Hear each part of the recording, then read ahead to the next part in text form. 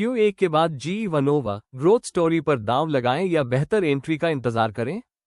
ये लेख इस कंपनी पर ग्लोबल ब्रोकरेज की राय के पीछे की वजह बताता है।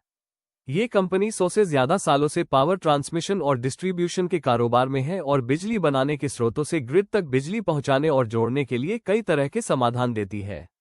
1,07,643 रुपये करोड़ के मार्केट कैप वाली GE Vernova T&D India limited के शेयर सोमवार को 4,136 रुपये और 20 पैसे प्रति शेयर के निचले स्तर पर आ गए, जो पिछले बंद भाव 4,330 रुपये प्रति शेयर से 4.4% कम है।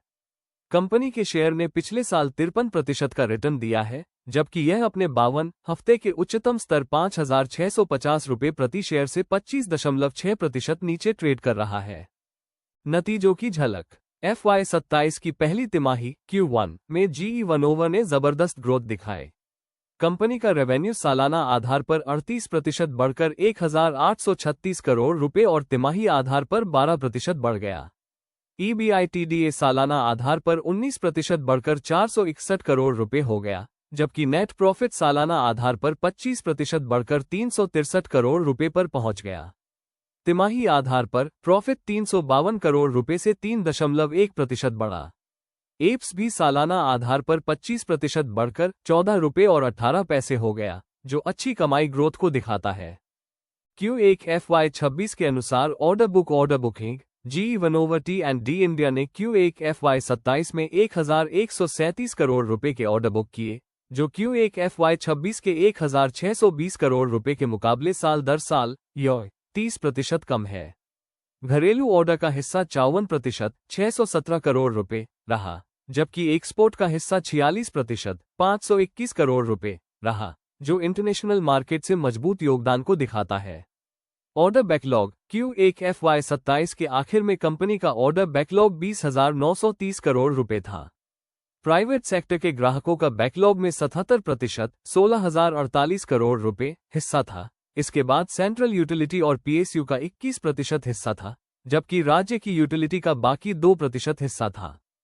GE Vernova पर नोमुरा की राय। नोमुरा ने GE Vernova T&D इंडिया के लिए खरीदने की रेटिंग बनाए रखी है और इसका टारगेट प्राइस 5,675 रुपये तय किया है, जिसका मतलब है कि इसमें करीब 37% की बढ़त की गुंजाइश है।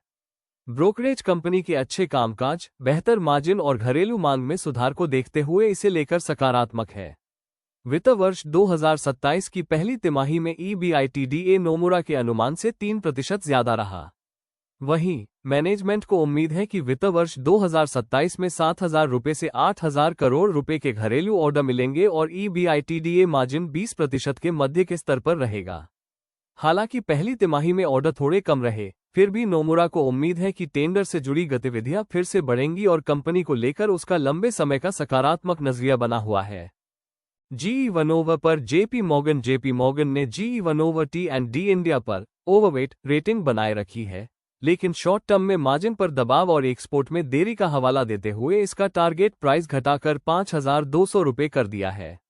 US डेटा सेंटर के लिए 1,400 करोड़ रुपए से ज्यादा का एक्सपोर्ट ऑर्डर 3 से 6 महीने तक टल सकता है, जिससे एक्सपोर्ट मिक्स और मार्जिन पर असर पड़ सकता है।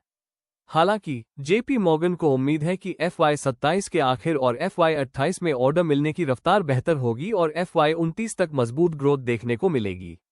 एक्सपोर्ट और HVDC प्रोजेक्ट का काम पूरा करना लंबे समय में ग्रोथ के मुख्य कारण बने रहने की उम्मीद है। GE Vernova पर जेफरीज की राय। जेफरीज ने मार्जिन पर दबाव और एक्सपोर्ट की कमजोर संभावनाओं का हवाला देते हुए GE Vernova T&D इंडिया पर होल्ड रेटिंग बनाए रखी है और इसका टारगेट प्राइस 4,850 रुपये तय किया है। EBITDA मार्जिन सालाना आधार पर 400 बिट प्रति सेकंड गिरकर 25.1% हो गया, जबकि अच्छी बिक्री के बावजूद EBITDA का आंकड़ा अनुमान से 6% कम रहा। जेफरीज ने उम्मीद से कम ग्रॉस मार्जिन के कारण FY27 से FY29 के लिए एप्स अनुमानों में भी 7 से 11% की कटौती की है। हालांकि कंपनी भारत में लंबे समय के लिए पावर ट्रांसमिशन और डिस्ट्रीब्यूशन की मांग को लेकर सकारात्मक बनी हुई है, जबकि एक्सपोर्ट में बढ़ोतरी एक मुख्य चिंता का विषय है। कंपनी के बारे में। GE Vernova T&D India limited Bharat की प्रमुख पावर ट्रांसमिशन और डिस्ट्रीब्यूशन कंपनियों में से एक है और यह GE Vernova के ग्रिड सॉल्यूशंस बिजनेस की लिस्टेड कंपनी है। इसका हेड ऑफिस नोएडा, उत्तर प्रदेश में है, जहां से यह मीडियम से लेकर अल्ट्रा हाई वोल्टेज 1200 किलोवोल्ट तक वाले ग्रिड कनेक्शन के लिए इक्विपमेंट और सिस्टम की सप्लाई करती है।